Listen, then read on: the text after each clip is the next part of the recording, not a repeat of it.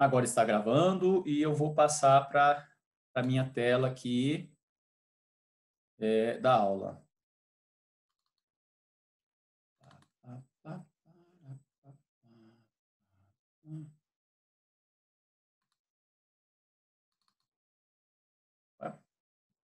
Então, a nossa aula é essa aqui. Eu vou minimizar essa telinha aqui.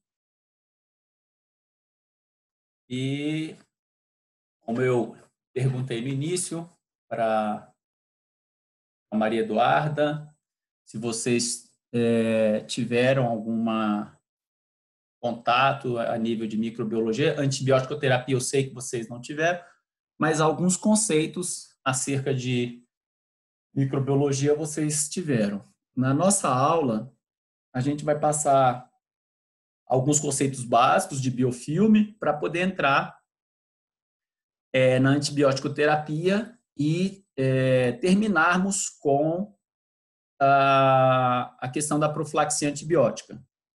Hoje ainda, eu devo passar para vocês uma atividade em fórum, algumas perguntas para que vocês venham a nos responder ao longo da semana, tá? Acerca desse assunto. Eu pensei em um artigo, mas ainda estou vendo qual seria a melhor forma. Talvez seriam perguntas mesmo, tá? Ou uma associação artigo e pergunta. Bom, então a disciplina de periodontia 2, o assunto antibiótico-terapia e periodontia e profilaxia antibiótica. Qual que é o objetivo da nossa aula, gente? É despertar. Aproveitando que nós estamos começando o dia aí, vamos usar esse termo bem usado e a gente entender o que é despertar. Despertar, acordar, tirar um véu, abrir, revelar, né? Para vocês, a utilização consciente de antibióticos e a profilaxia antibiótica, né? No nosso caso, especificamente na periodontia, atuando na prevenção, proteção e recuperação da saúde. Então, é importante a gente ter uma consciência de que no estudo a gente está sempre despertando para algo. O que eu vou falar aqui hoje, eu já fiz um remanejamento dessa aula em relação às outras aulas que eu dei sobre antibiótico na periodontia. Por quê? Porque conceitos, e como eu falei no início, na ciência, eles são estudados, eles são aplicados, e muitas vezes, quando se descobre um outro caminho, um caminho mais certo, um caminho mais com maiores vias de solução, a gente muda esse caminho, né? Eu sempre falo isso. Eu estou indo daqui para Goiânia, se eu vejo que tem um caminho mais rápido e mais seguro, se eu fazia essa viagem há muitos anos pelo mesmo caminho e de repente eu descubro um outro mais seguro e que eu possa fazer com maior rapidez, por exemplo, eu vou mudar meu caminho. A ciência é assim. A gente descobre através de estudos determinados procedimentos e com a continuidade do estudo a gente vê que pode partir para outros caminhos. Assim como vocês vão ver, em relação à antibiótico-terapia, né? E como nós estamos na ciência, isso serve para tudo, em tudo para vocês. Então, como a gente comentou, a antibiótico-terapia ela está diretamente relacionada ao biofilme, a placa dental, que é esse conceito aí de Costerton, de 1987, vejam bem. Também tem conceitos que são seculares praticamente e não mudam. Esse aqui nós temos 33 anos em que Costerton afirmou que placa dental é esse consórcio microbiano embutido na massa de polissacarídeos extracelulares, é uma cápsula.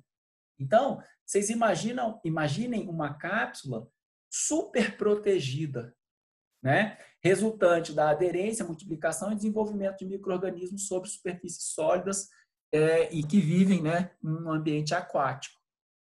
Esse ambiente pode ser, no nosso caso, tanto no interior da gengiva, subgengival, no sulco gengival, pode ser extragengival, ou seja, supragengival, pode ser como a gengiva ela faz parte da nossa cavidade bucal, ele pode ser no ambiente intraoral, ou seja, língua, dente, bochecha, o início ali da cavidade do trato respiratório, né? Todos esses ambientes, na saliva, né? Hoje nós estamos vivendo um momento de prevenção de uma epidemia, de uma pandemia, na qual um dos principais veículos de transmissão é a saliva. Saliva essa que é lançada quando a gente tosse, quando a gente fala, né? Ou outras secreções da cavidade, por exemplo, da cavidade nasal, né? E aí, o que a gente pode comentar, como eu disse, meio que superficialmente a respeito da placa dental ou biofilme. Existem mais de 500 espécies microbianas distintas. Hoje a gente lê os artigos, a gente vê artigos citando mais de 700 espécies microbianas. E esse cálculo, essa conotação matemática aí, né?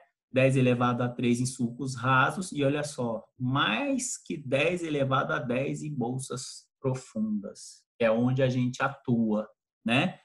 E na nossa cavidade oral, existem, além das bactérias, a gente está aqui no caso falando de placa de biofilme, né, bacteriano, nós temos outros micro-organismos, né, que são as leveduras, os protozoários e os vírus, esses três menos, vamos dizer assim, marcantes no nosso dia a dia, apesar de que o vírus, nós temos o herpes, né, a gengivostomatite herpética, que está no nosso dia a dia também. E a gente deve estar aí sempre lembrando de estar atento para combater também os vírus. A placa supragengival, ela é basicamente dependente do açúcar para viver, né? Daí a necessidade de quê, gente? Da nossa higienização, do nosso da nossa limpeza, vamos dizer assim, do nosso toalete bucal. Tudo que a gente faz depois que come é o quê? É higienizar a nossa boca. Quando a gente está fazendo essa higienização, a gente está procurando o quê? Quebrar o açúcar, né, que advém da alimentação, para que essas bactérias fermentativas ou sacarolíticas não venham a se proliferar. E aquelas facultativas, né, que elas podem estar atuando de uma forma como de outra. Esses micro-organismos, preponderantemente, são gram-positivo e dependem da nossa dieta para sobreviver, né? Ou seja, supragengival está exposto, depende da gente. O que acontece?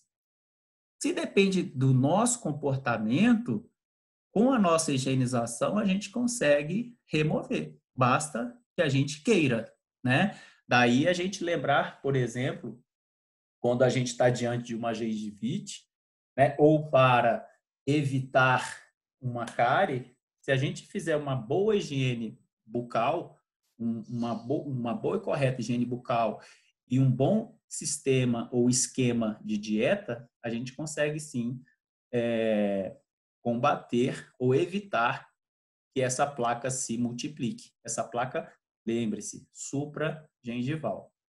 Agora, quando se trata da placa subgengival, sub está dentro da gengiva. Nós não alcançamos essas placas.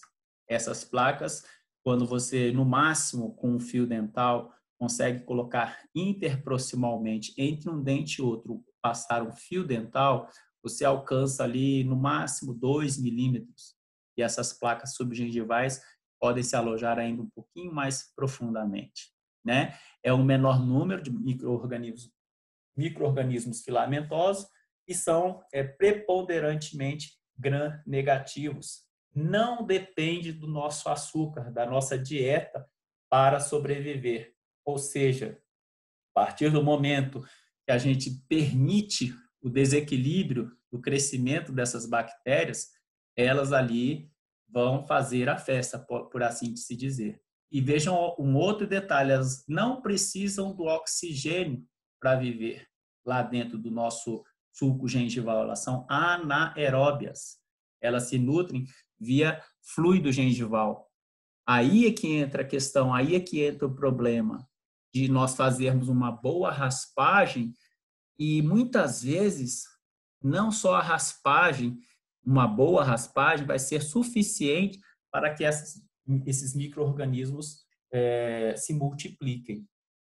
Então, esse aqui é um esquema para a gente imaginar só ali a nível da relação gengiva, dente e osso, ou seja, a nível dente e periodonto, onde essas placas se localizariam, né? Nós temos bactérias na superfície óssea, nós temos bactérias dentro do tecido conjuntivo, nós podemos ter essas placas associadas ao epitélio, podemos ter uma placa solta, não aderida, lá dentro do sulco gengival e uma que seja aderida ao dente. Olha quão complexo é esse esquema dessas bactérias na nossa boca, no nosso periodonto. Isso aqui a gente não está falando que elas podem estar na língua, no trato respiratório, na bochecha, na saliva, como eu disse antes, né? Então, nós temos que tomar extremo cuidado, né? E saber orientar o nosso paciente no básico, que é o autocontrole, a auto-higienização bucal. Agora, a cavidade bucal ela pode ser dividida em 6 grandes ecossistemas, também chamados de nicho, cada um com os seguintes determinantes ecológicos distintos, que é o que eu acabei de falar agora. Primeiro seriam as superfícies duras, intraorais e supragengivais, seriam dentes. Tem os implantes agora, né? Nós estamos na era dos implantes, as restaurações e as próteses. Então, nessas superfícies duras, existem nichos bacterianos. Outro nicho, as regiões subgengivais adjacentes a uma superfície dura, incluindo a bolsa periodontal ou periimplantar, né? Ao redor do implante nós podemos ter bolsa também, e que é caracterizada pelo fluido gengival, cemento radicular ou superfície do implante, o epitélio da bolsa. Um outro nicho dentro da nossa boca é o próprio epitélio bucal, é o palato, o epitélio do assoalho bucal. Aí são todas regiões que a gente abriga bactérias. Nossa, então tem bactéria para todo lado? Tem. Agora, quando a gente fala de biofilme bacteriano, não quer dizer que toda bactéria seria, ou toda bactéria, ou toda quantidade de bactérias seria nocivo ao nosso organismo, né? O problema é o desequilíbrio. Outro nicho é o dorso da língua, né? A gente imaginar que a nossa língua é como se fosse um gramado gigantesco, né? Microscopicamente falando, em que abriga nesse gramado um monte de insetinho, um monte de inseto que está ali convivendo plenamente. Se a gente mantém um desequilíbrio, leva-se à doença. Se a gente procura o equilíbrio, a gente pode conviver plenamente com essas bactérias. Uma outra região, onde pode ser considerado um nicho na nossa região, na nossa boca, seriam as amígdalas. E, por fim, como eu disse também, a saliva é um grandíssimo nicho de reserva de coronavírus, por exemplo, né? Então, que a gente guarde essas regiões para que a gente possa começar a imaginar lá na frente, quando a gente começar a falar sobre o antibiótico sistêmico. E esses são os patógenos periodontais, né? Alguns com evidências muito fortes, outro com evidências fortes e outro com evidências moderadas, né? A gente procura fixar-se nessas de evidências muito fortes, né? O AA, por feromonas gengivais, a Tanarella forsythia e as espiroquetas, né? da gengiva necrosante. As fortes nós temos que tomar muito cuidado e as moderadas também. Agora, professor, essas bactérias, elas só estão no momento da doença?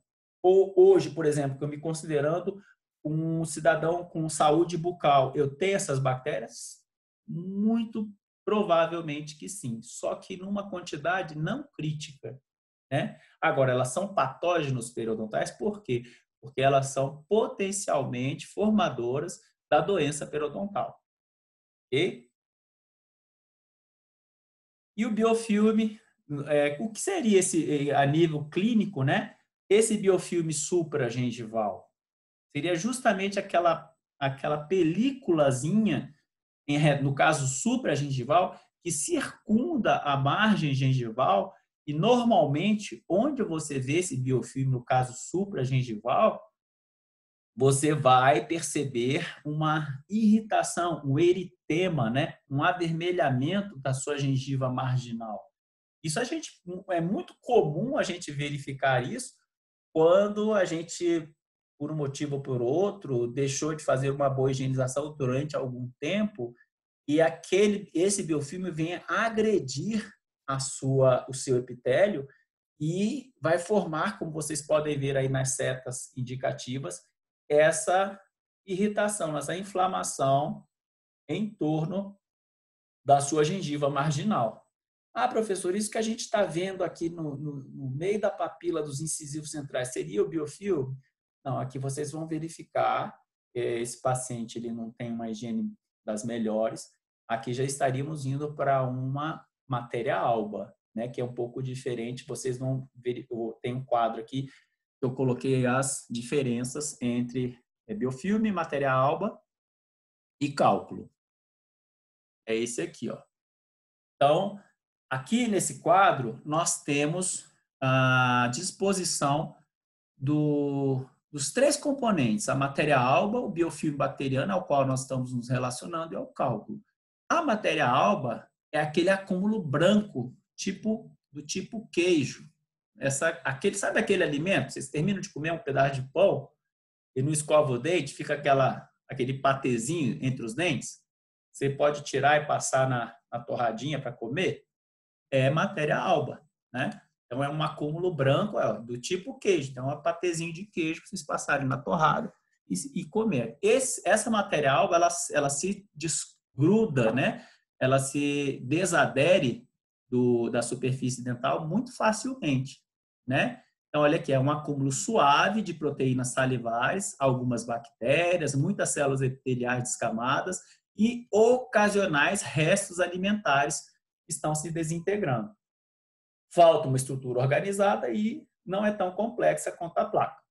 E um outro detalhe é que ela é facilmente removida com spray de água, ou seja, quem deixa essa matéria alba depois de uma alimentação é porque está marcando touca, como se diz na gíria da minha época, né? Está dando bobeira, porque até com bochecho, com água, um bochecho mais forte, se você estiver num lugar que não tenha como fazer uma higienização correta, você consegue remover.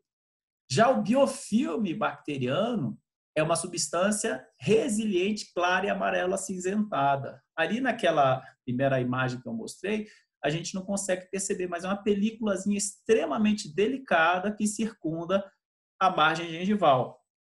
No texto ele fala sobre a cor amarela acinzentada. E é composta de bactérias, de uma matriz de glicoproteínas salivares e polissacarídeos, né? Ou seja, depois daquele produto que você se alimentou, a formação dessa matriz de glicoproteínas que formam o biofilme bacteriano. Isso é considerado um biofilme, né?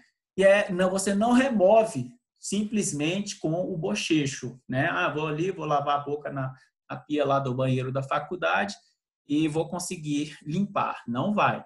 Isso aí precisa de uma remoção mecânica. Enquanto é supragengival, você consegue. A partir do momento que se formou esse biofilme subgengival, aí a coisa já fica mais complexa, né? Aí precisa de uma intervenção profissional. Já o cálculo é um depósito duro que se forma por meio da mineralização desse biofilme.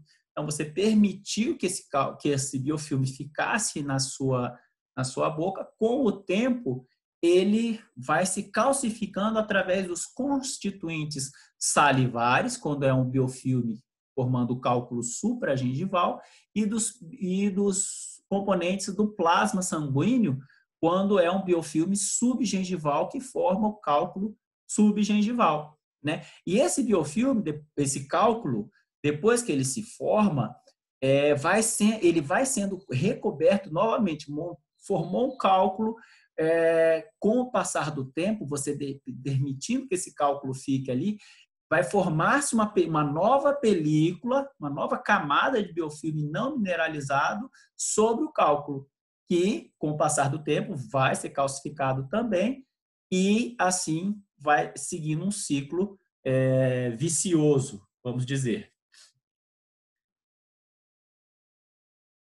Então, vamos lá. A especificidade microbiológica das doenças periodontais. Aqui é que eu queria passar para vocês um histórico, né, de como que os estudiosos, né, a nível da doença periodontal, eles foram evoluindo acerca de como se forma, de como se origina a doença periodontal, falando-se de microbiologia. Então, em 1900, nós tínhamos a hipótese inespecífica da placa. O que diria essa hipótese inespecífica de placa? Falava-se que qualquer quantidade de placa que você tem na sua boca, nos seus dentes, ela formaria a doença periodontal. Ela levaria a gengivite e a periodontite, qualquer quantidade, né? Então, o indivíduo não escovou o dente, ele imediatamente ali ele está condenado, ele está marcado, ele está registrado para se formar uma doença periodontal nele, né?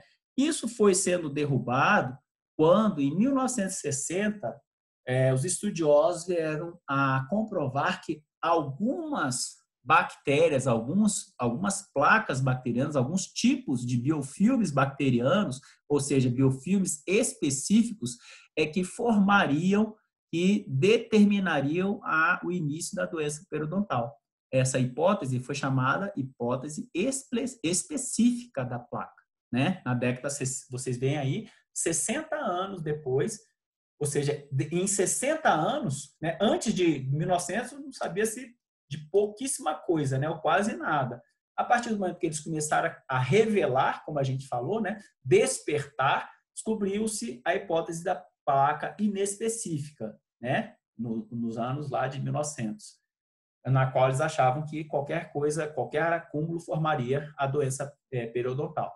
Passados 60 anos, nesses 60 anos, eles ficaram estudando e descobriu-se que existem certos micro-organismos específicos que formariam essa placa para determinar a doença periodontal. Aí é chamada hipótese específica da placa. Então, eles determinaram, marcaram lá aqueles patógenos periodontais que eu já mostrei para vocês, e só eles poderiam ser capazes de iniciar a doença periodontal.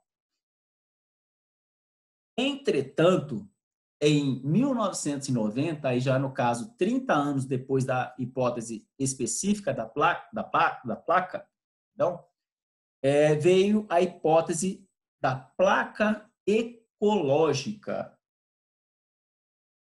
Então, o que poderia se considerar acerca dessa placa ecológica? Ela mostra que a intervenção terapêutica ela pode ser útil em um número diferente de nível. Ou seja, aquele mesmo esquema de tratamento que eu monto para um paciente, muitas vezes não dá certo em outro paciente que tem o mesmo tipo de biofilme bacteriano. Aí a gente remetendo à hipótese específica da placa. Então, o que está acontecendo? Para eliminar o estímulo etiológico, seja microbiano, hospedeiro ou ambiental, ajuda a restaurar a homeostase microbiana. Vejam, nós temos aqui alguns termos diferenciados. Quando a gente fala de homeostase microbiana, o que seria homeostase? Homeostase seria um equilíbrio entre os micro-organismos.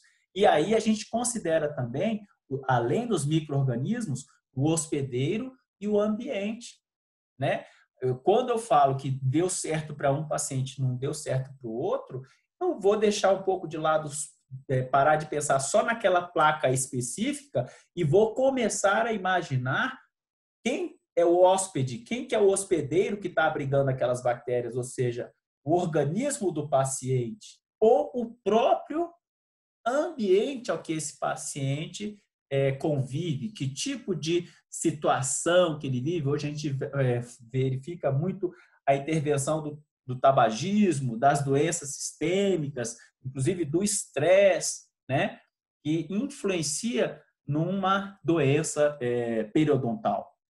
Então, a hipótese da placa ecológica, ela pega lá a hipótese específica da placa e soma-se a essa hipótese específica, coloca também no mesmo balaio o hospedeiro e o ambiente. Talvez aí ficaria mais fácil quando a gente for passar a recomendar ou tratar uma situação com antibiótico, de que não adianta eu querer passar antibiótico para todos os meus pacientes. Eu tenho que primeiro imaginar como que é aquele esquema. E se eu for passar esse antibiótico, eu também não posso passar a mesma receitinha de bolo para todos os meus casos, né? Isso é algo que vocês devem começar a refletir.